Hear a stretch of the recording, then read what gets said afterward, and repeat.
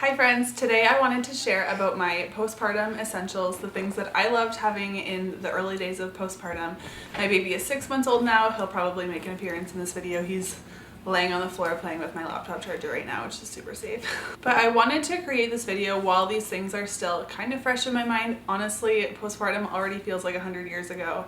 If you are brand new to my channel, my name is Tori and I love to create videos, and I have a blog all about non-toxic, natural living, just creating a simple life. Okay, so the very first item on my list, and this I truly believe is the most important thing you can do, is to prep snacks and meals for yourself and your family postpartum.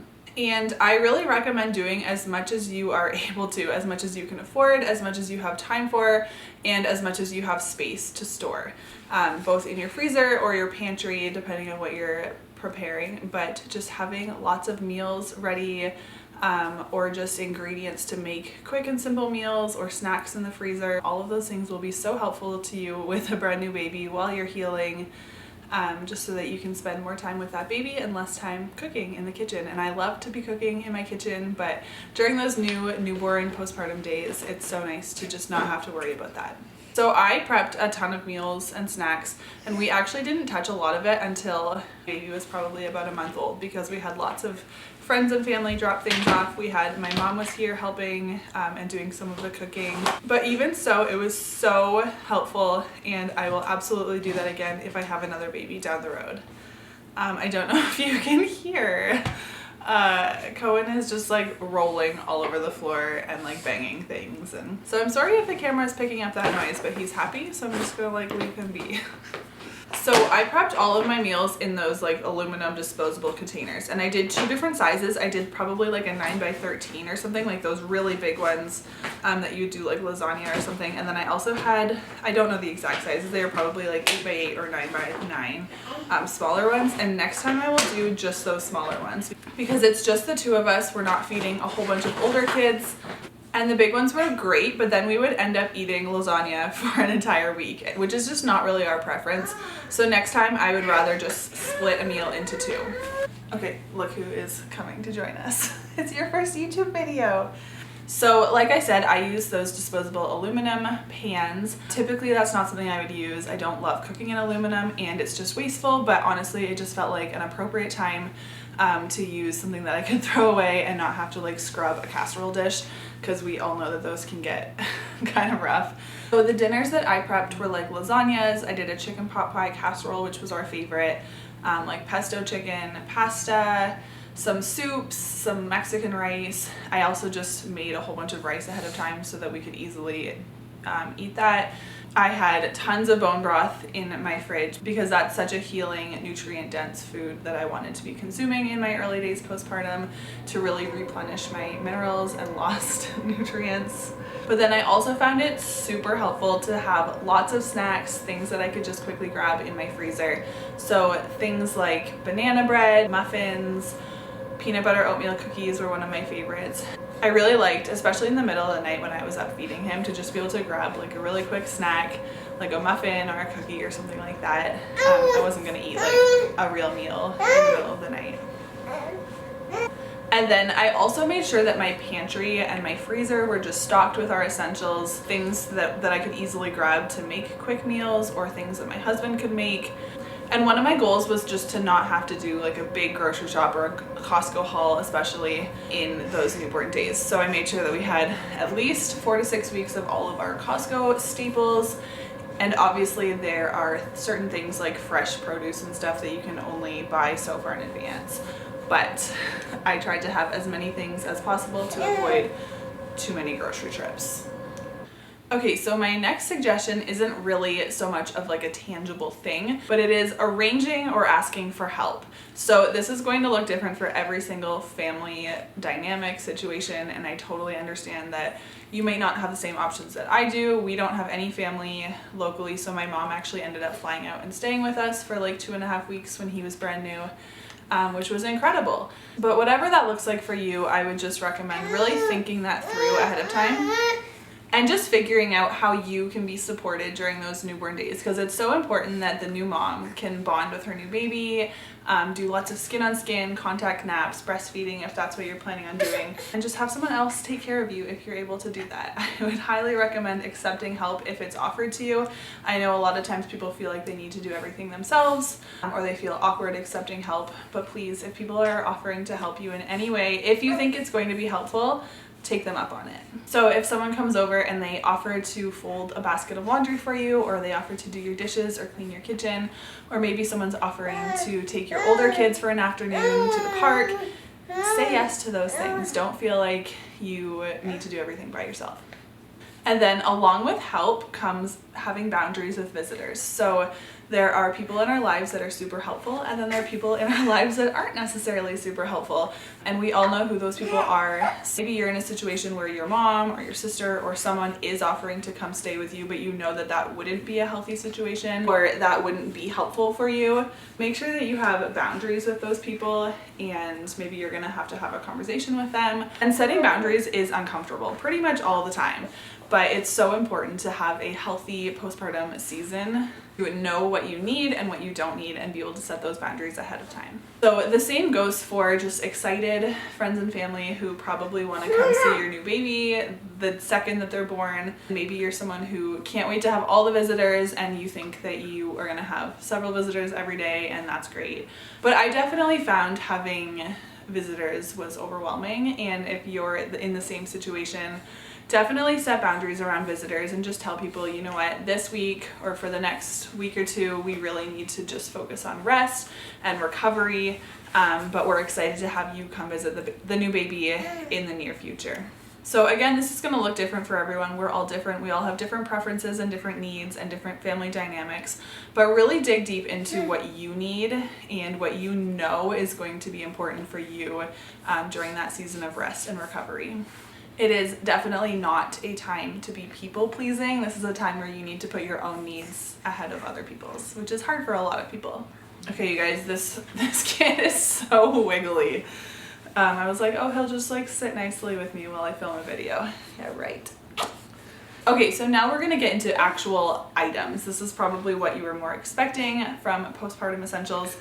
And I definitely recommend having some comfortable clothes. There's a good chance that when you're newly postpartum, your pre-pregnancy clothes are not going to fit you yet, but your pregnancy clothes might be awkward and they just fit weird once you don't have that belly anymore. So I really like to be in just like loose, comfortable t-shirts and leggings. That was my preference.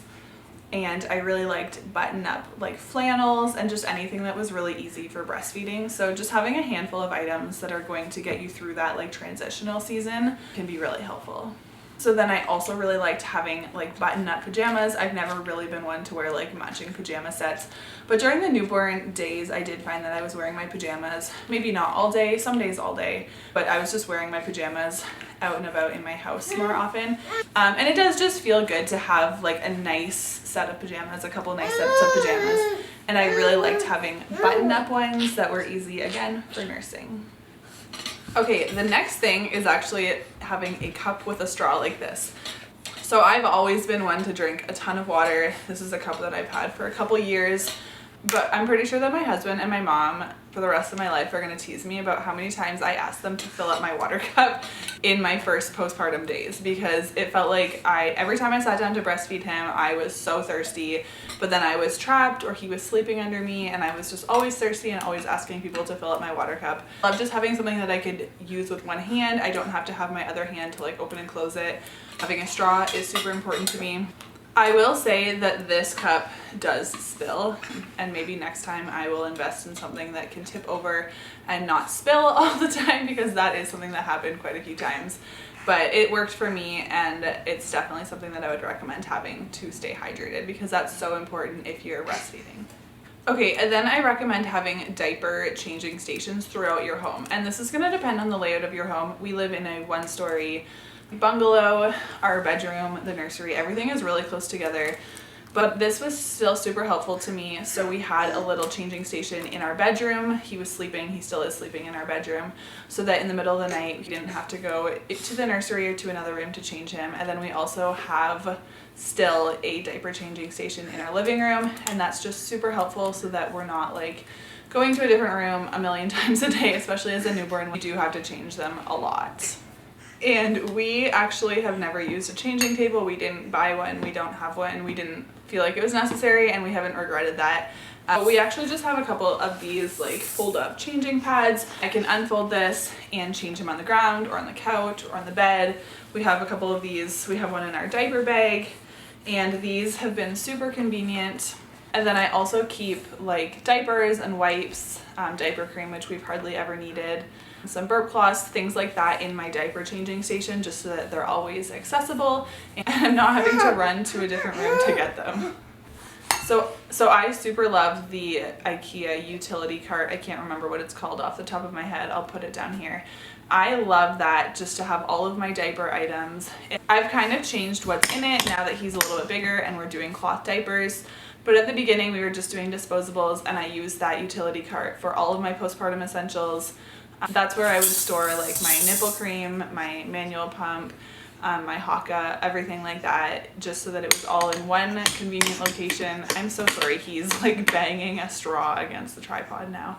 Okay, and then the same idea with having stations throughout your home. I recommend doing the same thing with your postpartum like healing supplies, whatever you end up using. And honestly, I didn't really have a strong opinion. I know some people are like, diapers, adult diapers are the way to go, or definitely don't do those. I was kind of indifferent to it, and I used a handful of different things and honestly didn't really have a strong opinion.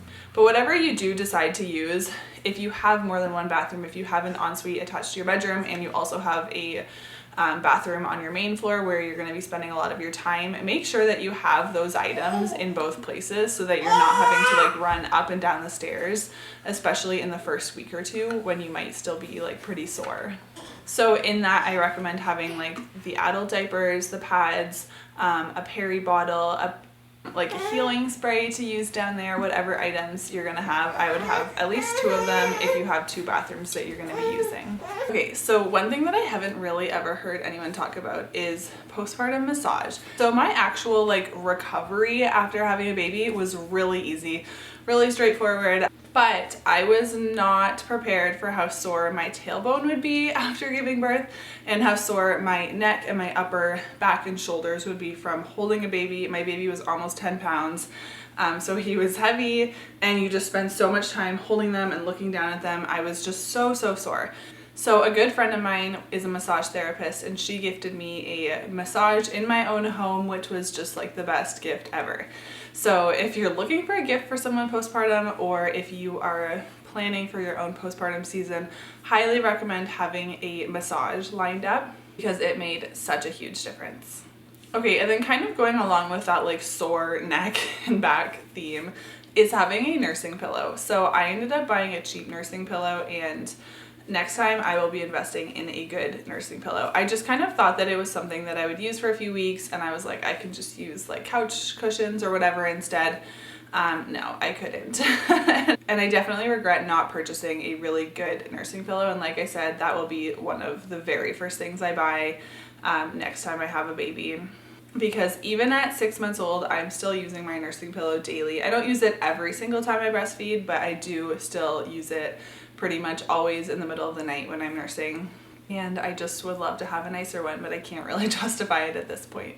And then the last thing that I recommend having is the Earth Mama nipple butter. I'm sure there's lots of different nipple butters. I really value organic, non-toxic ingredients in my home, and this one has such good clean ingredients and it works so well. So I didn't have a lot of like cracking and bleeding on my nipples, but they were super sore, and I did end up using this. But I've also used it for so many other things. It's a really good chapstick. It's just a really good moisturizing healing salve. It would be really good on like baby acne. I've used it on like little scratches when he scratches his face or if he scratches my face. So I hope that this was helpful as you're planning for your own postpartum season. I hope that you got some good ideas, and I will be filming a newborn essentials as well that will kind of go along with this. So stay tuned for that as well. Thanks for watching.